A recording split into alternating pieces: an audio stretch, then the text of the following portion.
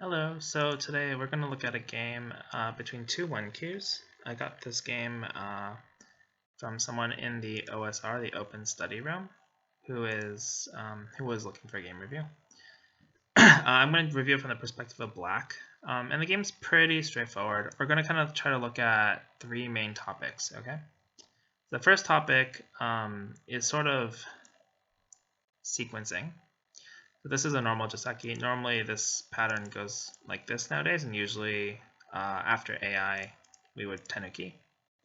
The old Joseki is to play here, but nowadays instead of playing this way, many players will play this way, peep and take Sente to do something else. So it's interesting white chooses to play here. This is actually a move that if Black gets another move. So usually what happens is Black plays here. If White plays away, Black will pincer, and then White would play here to make shape.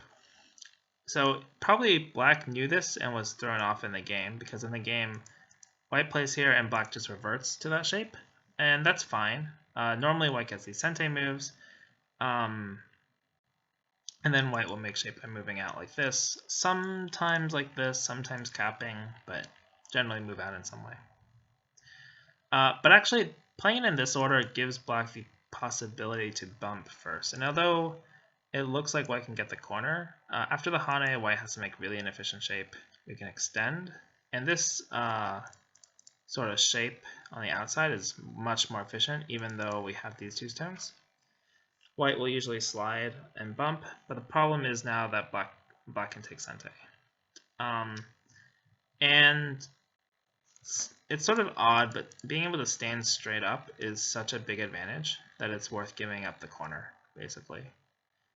If we were to play like this, like in the game, White takes the key point, and we have this awkward low-to-low relationship, right? And I'll talk a little bit more about that later, why the low-to-low relationship is awkward. But basically, it's just very difficult for Black to develop the top side. In the game, White actually connects, and here's the second theme. The second theme is how to attack. So in the game, Black plays here and just defends. And what you'll notice is that there was previously a tension between these three groups, right? A and B are like, I call them B groups. They're like not quite weak, not quite alive. So there's a tension, and C is weak. And it makes sense then that Black is defending the stone at C. But the problem is the order, right? We want to defend C, but we should resolve it through the tension between A and B. If we just think about jumping might be a good first instinct, but there's actually this press, and if White can press here, it'll be very awkward for Black because of this low-to-low relationship. You might worry about this cut, and this is sort of where you have to know some standard sequences, basically. So the first thing you should read with this cut is if Black extends. If Black just lives like this, because of these two stones being a line apart, there's no way for White, at least without some support, there's no way for White to be surrounded. And actually, in this case, if Black plays like this, White could also go after the corner. We might then see Black do this, and then White will break out. And this is sort of a scrappy situation, but and you might be worried about this cut, but the cut isn't an issue because these two stones are the ones that are in danger now.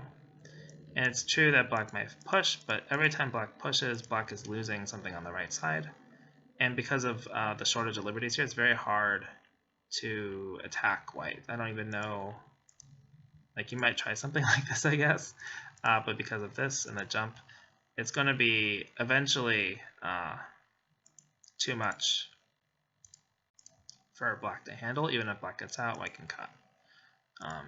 And actually it should be like this, and then White will keep attacking while taking the right side. And we'll notice again that all of these moves here, they seem like White's giving up a lot, but because of this exchange, Black has lost some of the efficiency of F17 because it's been pushed. All these moves have been pushed against it. Okay, so that's kind of a complicated variation. I wouldn't expect you to read that. I wouldn't read it in a game. I would just like know that if black plays like this sort of fighting is probably good for white. So the first variation you should read is if black extends. And here's sort of a set sequence. White has two options. White can jump or descend. Sometimes white can play here, but in this kind of case, what will happen is black will push and cut, white will Hatari, and sometimes this is fine, but because this group over here is weak, if white pushes again, black can just go down. Even if white does this, eventually white has to come back, and then when black defends, now this group and this group are both weak, and because of the push and cut, the group in the center has gotten stronger. So in this kind of situation, you're looking to just settle by yourself in some way. This move has the classic weakness of this move, and because of and the only way to defend this, if you connect, well, let's say you extend first, black will just separate. There's a snapback, or if you go down, you can just follow. If white cuts, white's too short on liberties. If white connects, this is a key move to seal white. It looks like maybe white can cut, and then there's a ladder or something, but black just honeys back. And after white extends, black has protected the Atari here, and same way this way, white is very short on space. It looks like it's almost the same shape as black, and that's a good way to evaluate fights. But black has this extra room in the corner, so that's the difference. So white's really the only move white has. If white goes down, black just hanes, and white's again short on space. White can try to live, but it's rather difficult, and if we go for a capturing race, I don't think...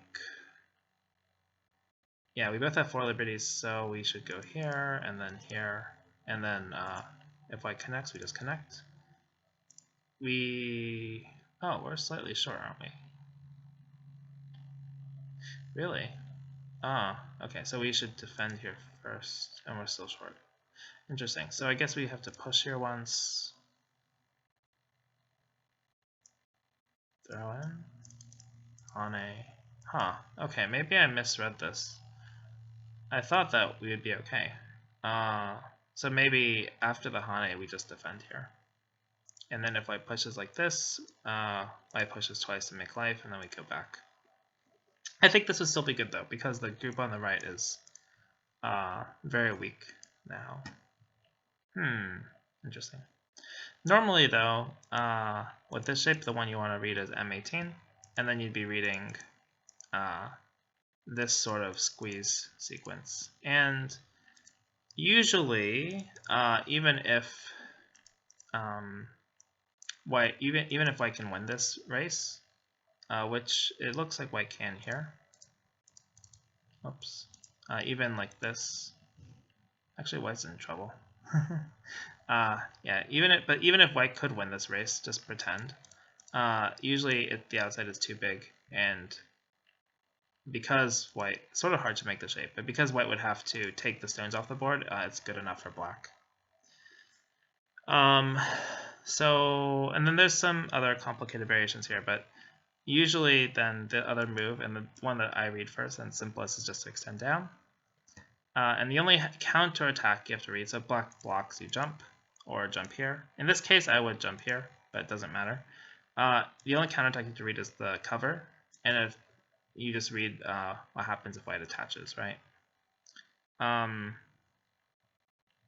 and in fact, in this case, I think if we just turn, then we have more liberties than black to overall. In this shape, this is a common point. Here, I can see black has 4 liberties and white has 5, so that's an easy read. Sometimes it's better to go this way, but in this case, because of the corner, there's a ko. Yeah, we'd have to play the ko because to fill takes too long. So in this case, I think this would be better. I didn't read it extensively, but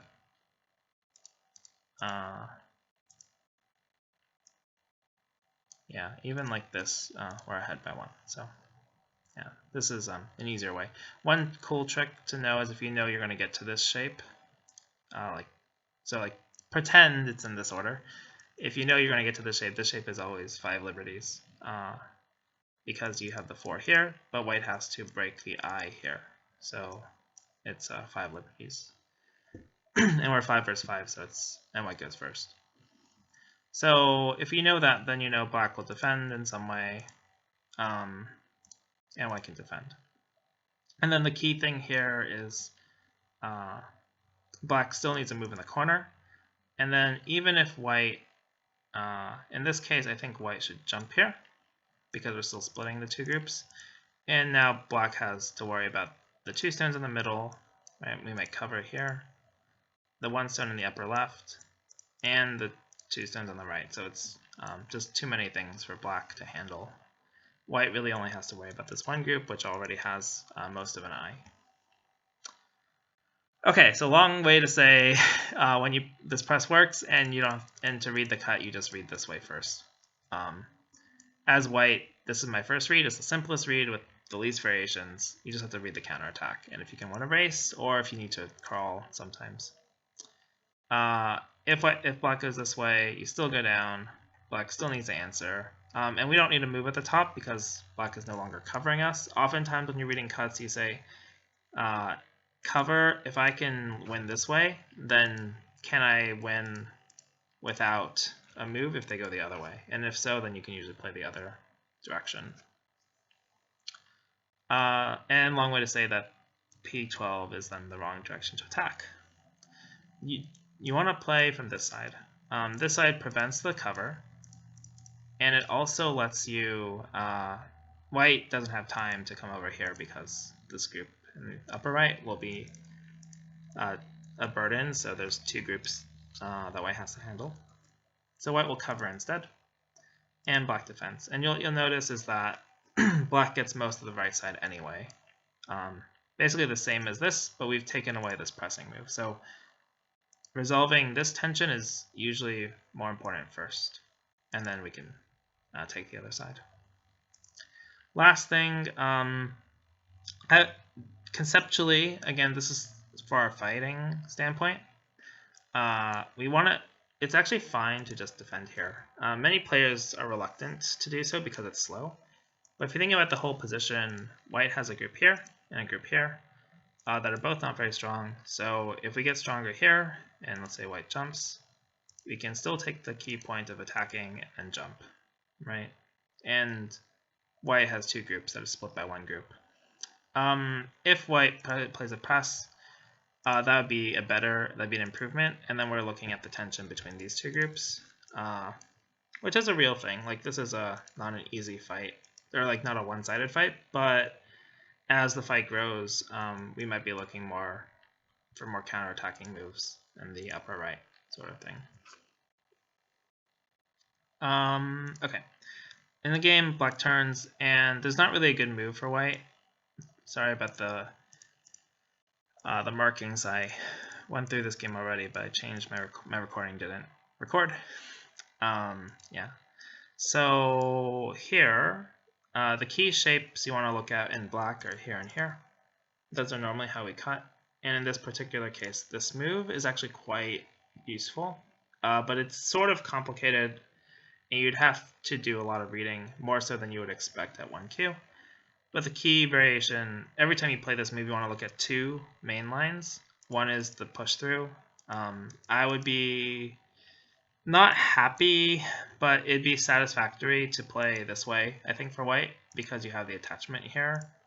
You can you can limit how much you're giving up.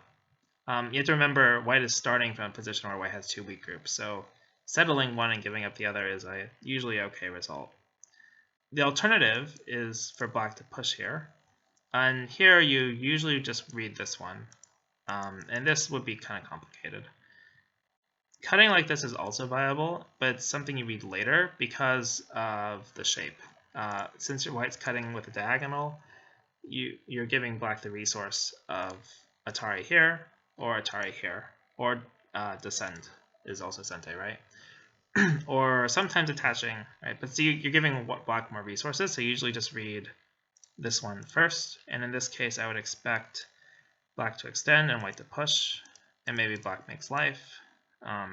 White has to, black should do this first.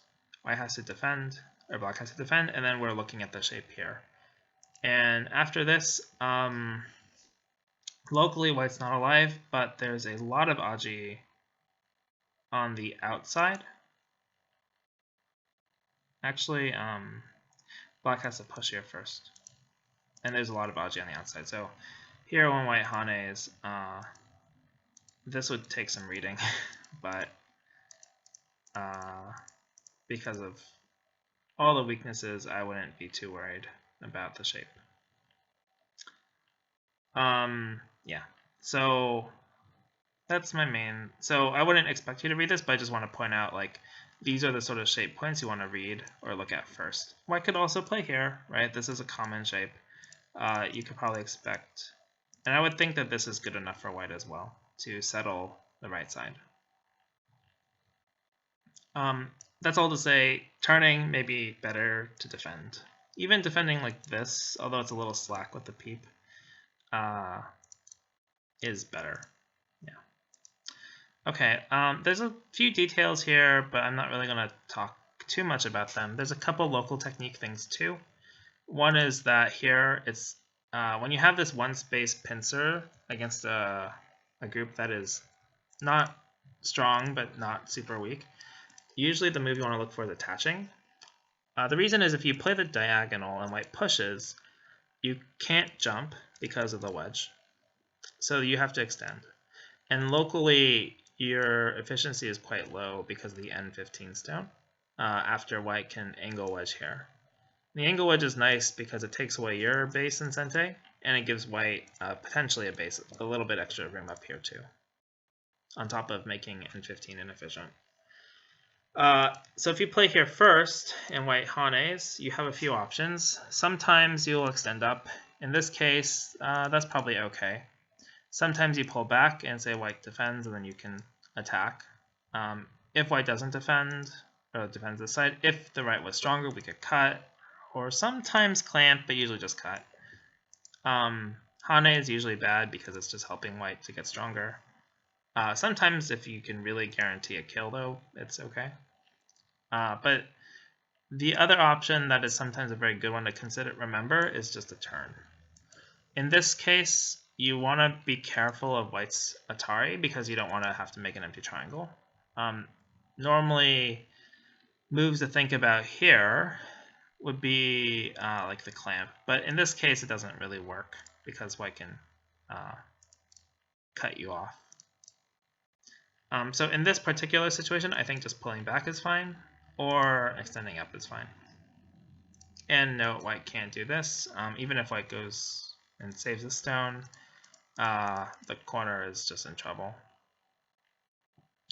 Yeah. So that's sort of the big thing. There's also some small sequencing things here, like normally you would push and jump. And the reason this sequence is pretty good is if white defends, put aside, don't worry about the right side for a moment, you have the follow-up of a press here. The press is making this whole corner invasion much better for black. So normally white would then defend from this side and give black the opportunity to harass the group. And like, so take away the base, and then white has two groups at A and B. So this is kind of like standard sequencing things. Wedge is a common move that is often a mistake because white can settle in Sente and then take the initiative on the right, maybe. So white plays here, we break out, we settle. And I think from here, most of the game is pretty peaceful. There's some directional play issues in the bottom left. But one thing I'd like to point out is this move is also, it's not necessary, but if I were playing at a level where I couldn't read as much as I maybe do now, it's sort of a key shape point to get around this group, since this group is not alive yet. In terms of direction here, I would, these days after AI, you usually just see the direct 3-3 invasion, and you usually would see something like this. The reason the approach is sort of out of favor with an extension here is when white attaches, especially because the stone at C12 is low, if we play like a Joseki like this, it's almost symmetrical, but in the middle here, what you'll notice is that white is ahead of black. White has what we call a stronger head. A stronger head means you have the initiative to hane, and that's because white has the support of the jump here, and black has a cut. So here, if black hanes, we can hane back. Actually, in some cases, if you're strong enough, you could just cut. But here, I think extending is fine. We get into this shape. This shape is super problematic. Black doesn't have a move now.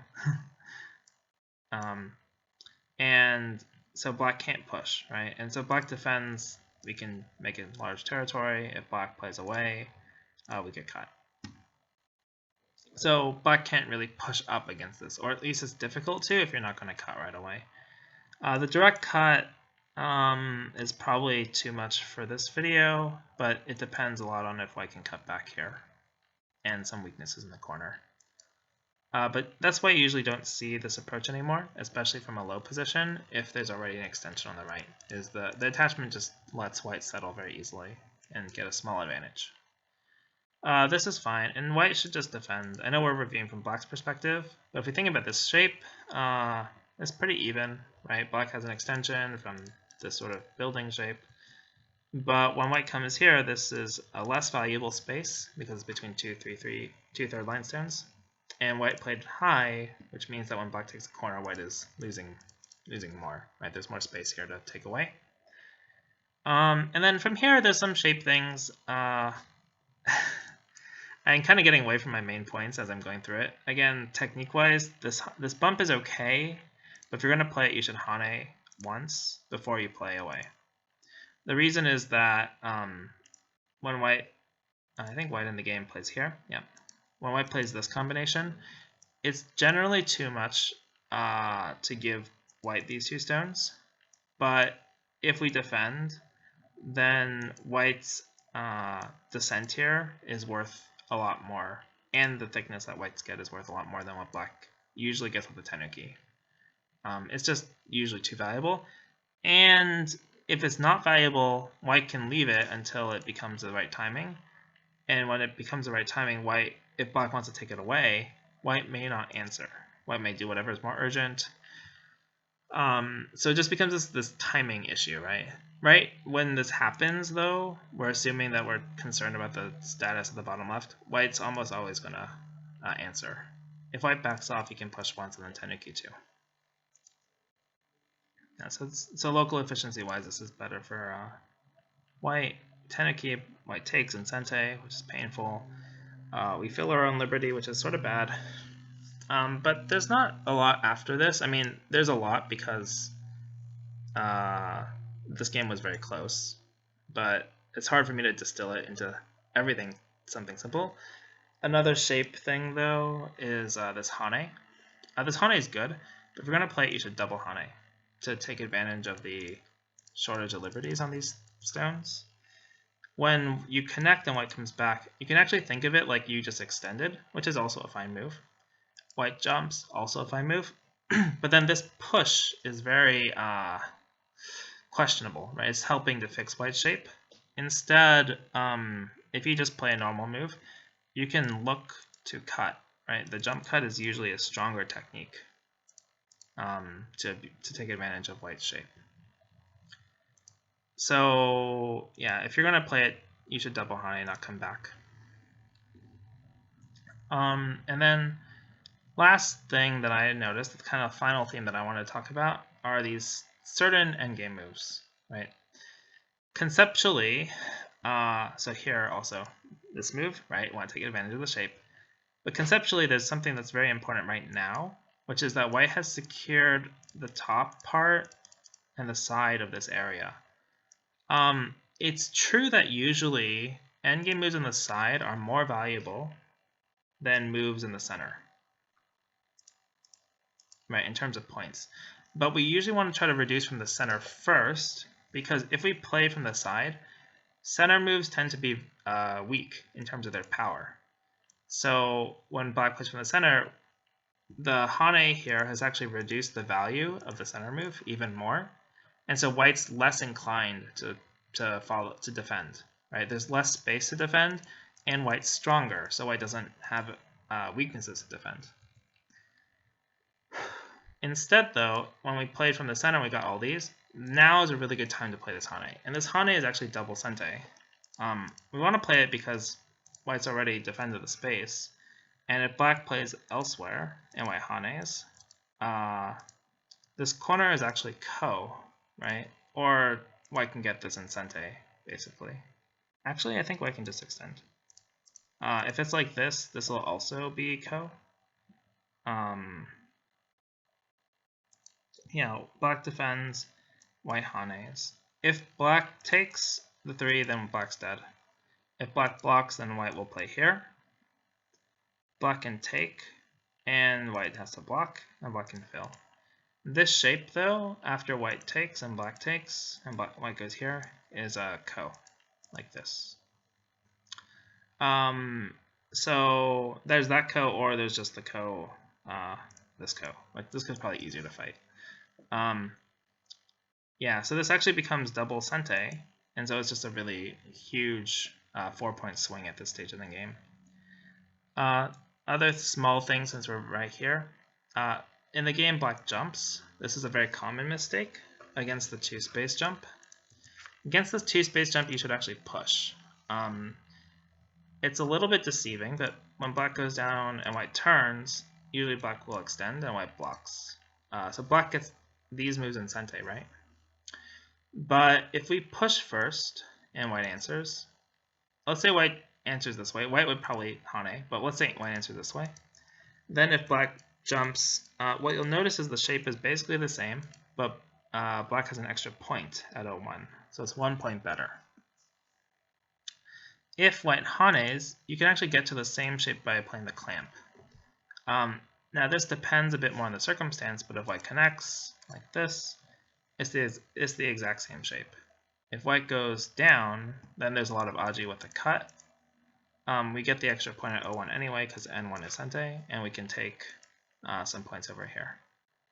So usually against the 2-space jump, it's actually better to push here. It's a little bit of this deceiving. Sometimes it's even you can play moves like this to go farther, but in this case, I think we don't have a way to continue. And then I had one last point. There's a lot of small endgame things. My endgame is not good enough where I feel confident correcting all the endgame things. But one last thing is here when white plays a peep. Locally, I don't even know what's best locally, probably, but this move is definitely better than blocking, right? Because we can guarantee the point at end 11. But the other thing to remember is that each of the two groups is alive anyway by itself. So when white separates us, right? We don't have to actually, we don't even need to answer this move either. We can play away, and then even like this, we're still alive. 2 eyes here, and more than enough space here. And the moves here in the middle are very small, generally speaking. So when black answers, we're actually losing a chance, basically, to get some more points. The top is actually getting quite big because not only was this white Sente move at g19, but here we can at least play this to take a large chunk of points. I started reading I was sort of wondering if there's maybe something here with like a shortage. And it seems like we're a little bit short, but getting all of these in Sente would still be a profit for black. Anyway, and then last thing here, generally better to play the tiger's mouth here. Doesn't really matter in this case, I think, but there's always the danger if all of these get filled that oh, what am I doing? Sorry. There's always a danger that if all of these get filled, that there's some aji in the shape. I guess mainly 04. I guess if you answer, it's okay. Yeah, maybe if you answer, it's okay. If you don't answer 04 though, then there's this sort of trouble. So you'd have to take out. You'd have to give these outside moves to white. But I guess that's pretty minor. Yeah. And after this, eventually I think white gets the bottom left, and we lose half a point here, but it's not a big deal. Here, another common endgame shape. You should just play this one directly, and you can assume that T10 will be your Sente move in the future. So this move is worth, I think, 2 points. Yeah, 2 points reverse Sente to play R9. I guess technically you can calculate. I don't think you're ever letting white capture though. You lose 1.5, 3. Yeah, it's just better to play this as a reverse Sente than a Gote move. Yeah. So some small in-game things. I don't feel confident enough in my endgame to correct everything, but there are already a lot of small mistakes, I think. Enough small mistakes that I would feel like it could turn the game. Okay. So thank you so much if you stuck with me for that. Main ideas are very common, so learn some common endgame moves, right? Endgame shapes. The direction of attack here, I think, is a more important idea. And same with this one. Direction, right? Just making ourselves stronger directly is another important idea. Okay, thank you very much, and have a great day.